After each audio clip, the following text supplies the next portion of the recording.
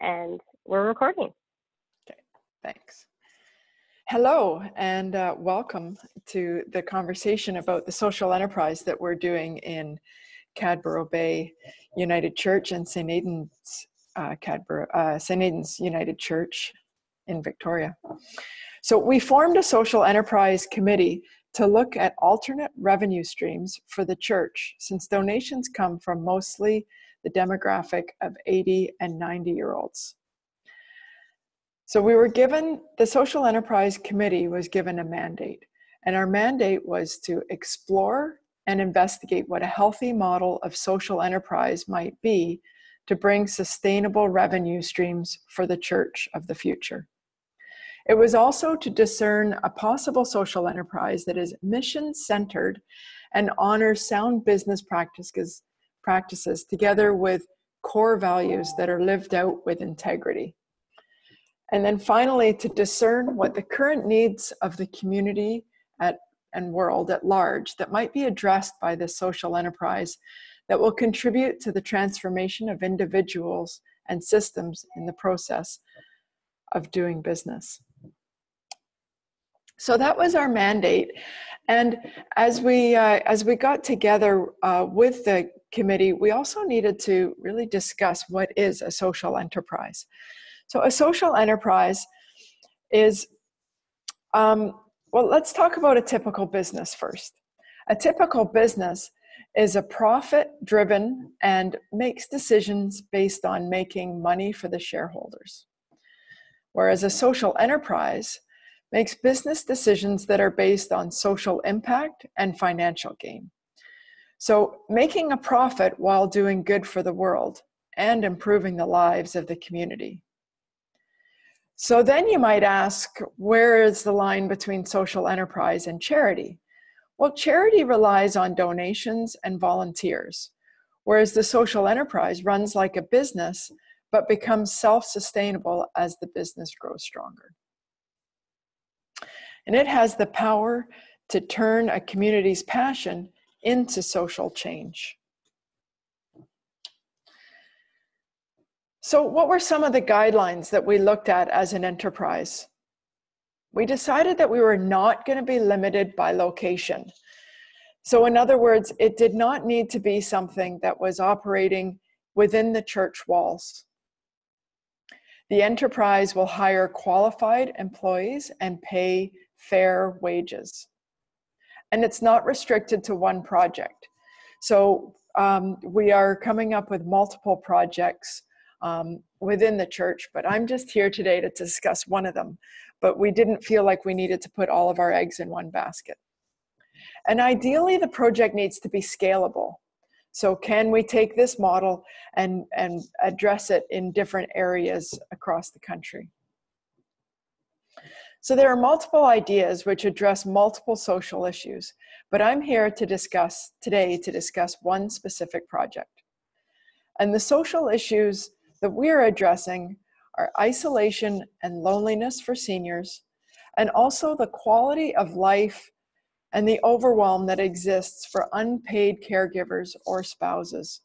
And there's also the sandwich generation, where there are people in their 40s, 50s, and 60s who are looking after parents as well as grandchildren and trying to help their own kids out, where they're missing out perhaps on the quality of life that they deserve in those middle-age years.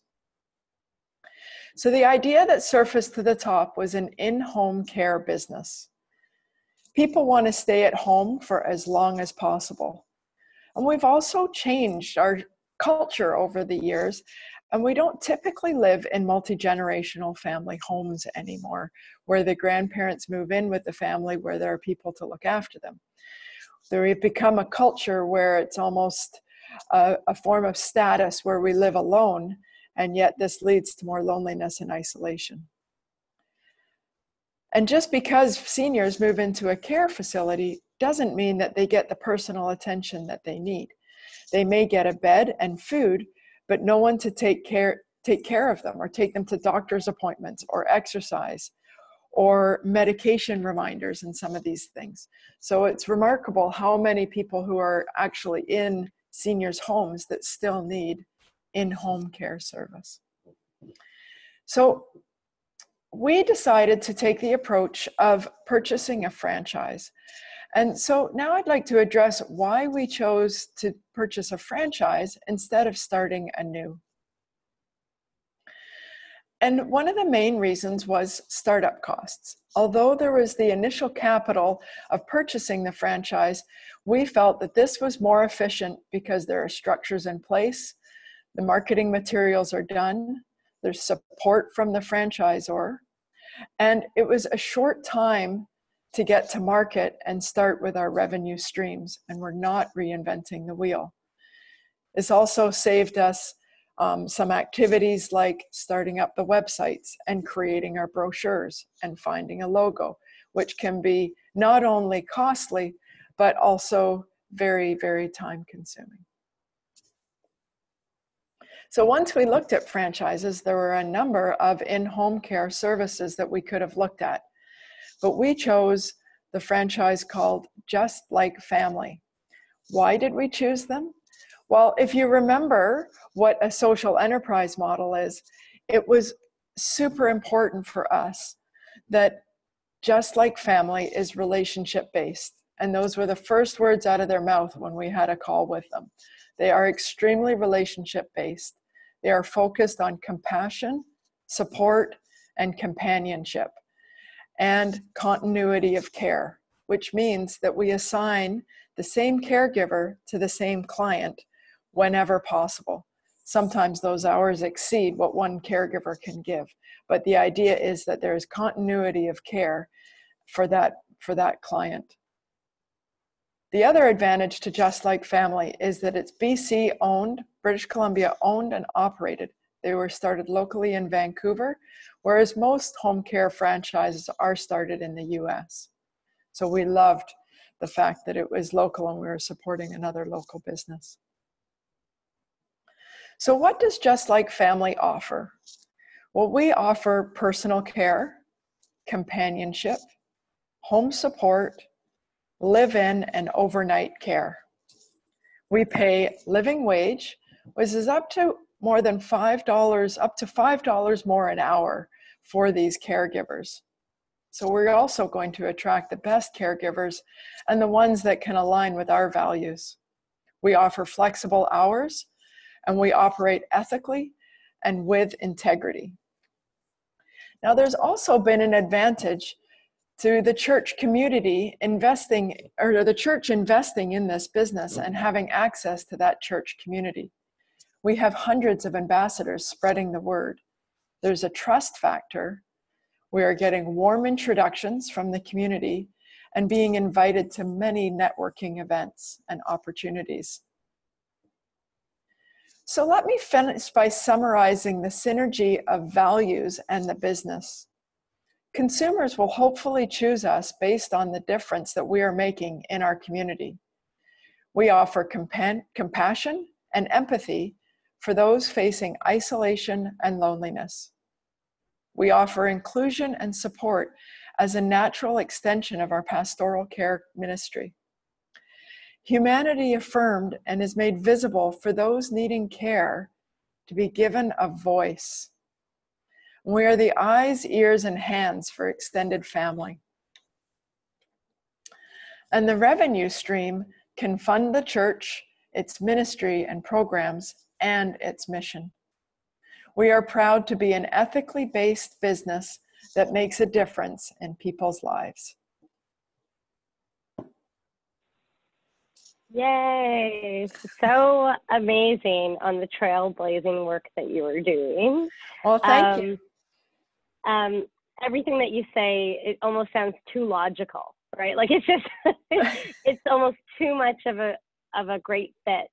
And a lot of my conversations are with people all the way back of what is the theological underpinnings of social enterprise and social innovation, and are there any?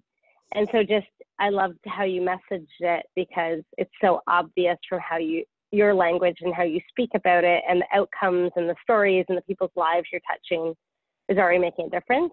But I do wonder at the beginning, like you almost jumped in and you're like, what is social enterprise? Like we're already there and you investigated it and like kind of leapfrogged, whereas a lot of churches are at that first stage. So could you talk a little bit about how you even started to think the social enterprise was church?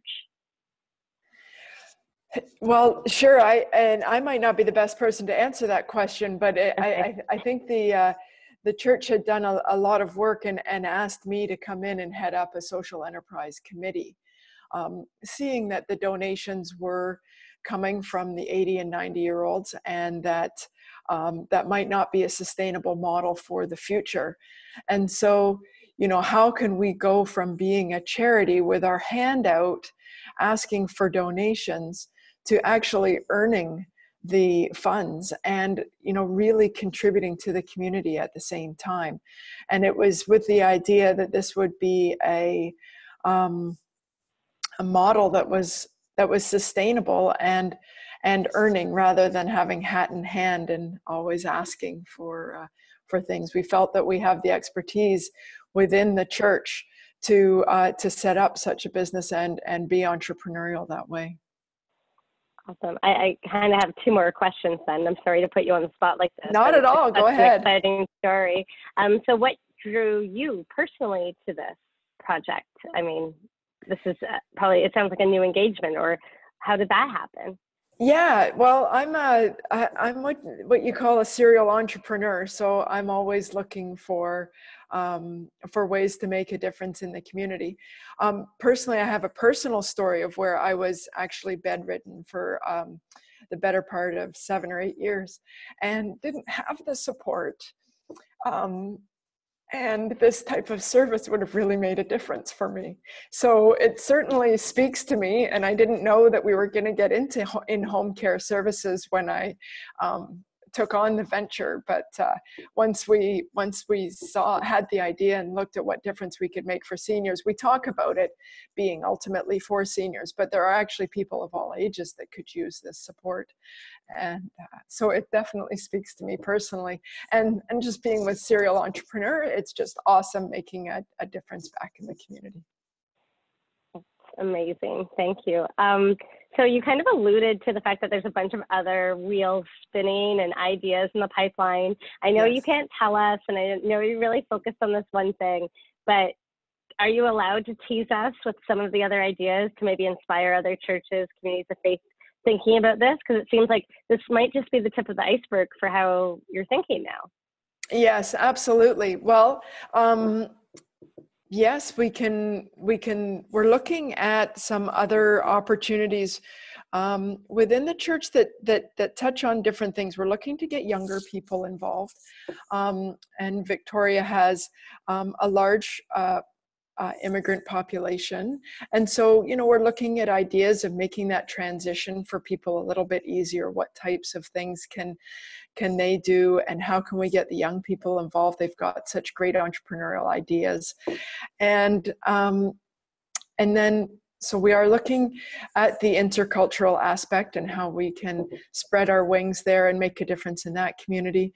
We're also running a thrift shop within the church currently, and looking at potentially expanding that with employees and making that a little bit of a cross between the ministry work that we do and a social enterprise. So we're also looking to blur those lines a little bit between the business and the ministry, and seeing what boundaries make sense.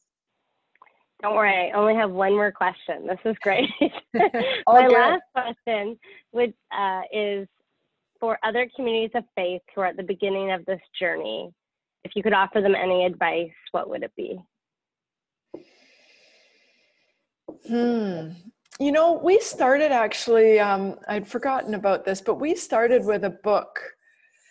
I'm trying to remember the name of it, and I might have to just put a footnote on the end with it, but it was, I'm just drawing a blank. I'm trying to see if I can desperately come up with it, but it was about social enterprise and pivoting. So my advice would be if just jump in. You know, we could evaluate these opportunities for months and years. And often by the time we've evaluated those opportunities, the opportunity is gone. And so, you know, my advice is to jump in and pivot as you need to, but you don't have to have the next 2 years all sorted out exactly day by day as to what the business plan will be. Do it month by month, take surveys, ask people and see what makes sense and pivot along the way, rather than thinking that you need to invest all this capital and have the next 2 years completely sorted out. We do need to be a little bit more dynamic with the way that we approach business in 2020. The model has changed a lot since even the 90s. Well, thank you again for all your work.